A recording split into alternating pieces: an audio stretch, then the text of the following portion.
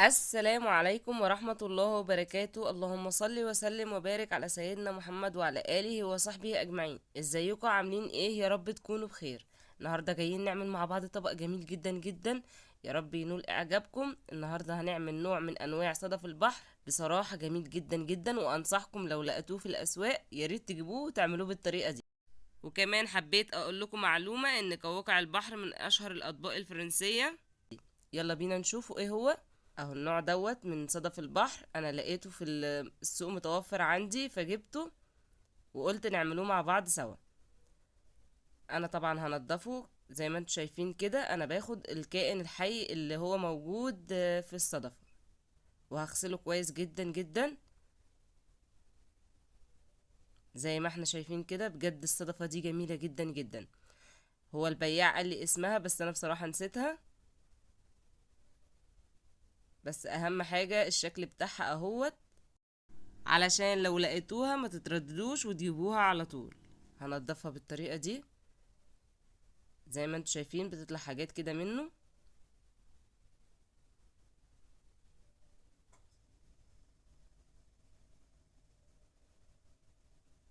بجد كان طعم الطبق جميل جدا جدا وريحته مش قادرة اوصف لكم. زي ما احنا متفقين، اي حاجة لازم تطلع من البحر لازم نغسلها كويس جدا علشان ما يبقاش فيها اي ريحة زفارة او يكون فيها تكتلات من الدم. زي ما احنا شايفين كده.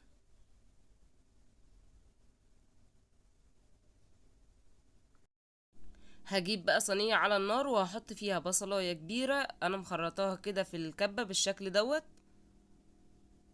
وهشوحها كده على النار قبل ما احط اي مادة دهنية.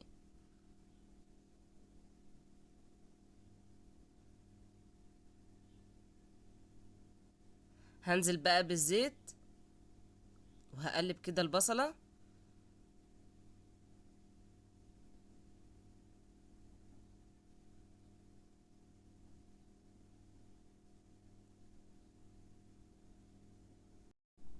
لحد ما البصلة تحمر معانا بس ما تحمرش قوي.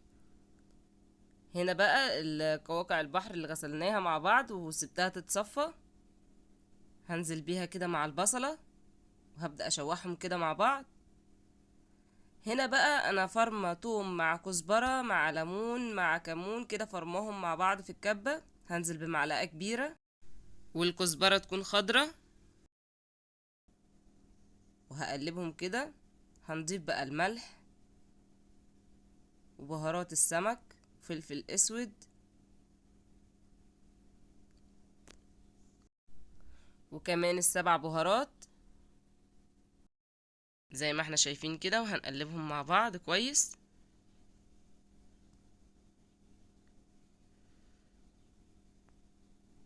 هنا بقى فلفل حامي حسب الرغبة، بس بجد بيديها طعم حلو قوي. هنا بقى انا مفرزرة فلفل الوان، هحط كده منه. طبعا لازم نحط الحاجات الملونة كده على الاكل، بجد بتفتح النفس وبتدي قيمة غذائية عالية. هنا بقى ورق الكزبرة كده،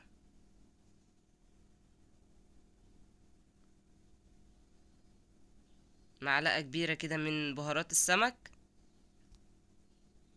وهنا بقى صلصة انا مفرزراها بردك في الفريزر، هطلع كده مقدار معلقتين كبار وهقلبها مع القواقع الجميلة اللي احنا شايفينها كده. بجد طبق كامل متكامل وجميل جدا جدا. بصوا الجمال. كده انا سبتها تنشف شوية من المية، وبعدين قدمتها في الطبق بتاعي زي ما انتوا شايفينه كده،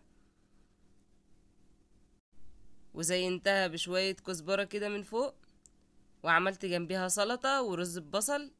بجد كان الاكل طعمه جميل جدا جدا وريحته بجد حلوة قوي قوي. اتمنى اللي لسه اول مره يشوف قناتي يعمل لي لايك واشتراك في القناه ويفعل الجرس عشان يوصل له كل جديد، ويا ريت تكتبوا لي كومنت حلو منكم تشجيعا منكم ليا، وبجد بتساعدني كومنتاتكم جدا. واتمنى كمان لو لقيتوا القوقعه دي يا ريت تشتروها وتعملوها بطريقتي دي، بجد هتعجبكم جدا جدا. دمتم في رعاية الله وأمنه، والسلام عليكم ورحمة الله وبركاته.